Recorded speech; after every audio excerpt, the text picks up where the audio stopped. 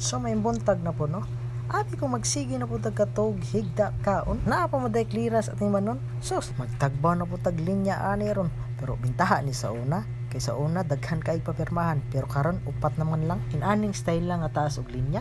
Ug dili nimo gamitag teknik, tagbaw jud kag paabot nya magsagubang pa jud ka sa init. Mao to kay for sa student man ta, aw gamita nato oy. Wow! Ang among gibuhat dire rami nagpaabot og hapon sa testing office kay syempre aircon tas connect pa jud tas wifi aw ayahay kaayo naunsa di ta magpainit oy paabot ta tag hapon kay naghapon-hapon na ana gamay naman lang maglinya mao to diha na ta mo tirada ang galing.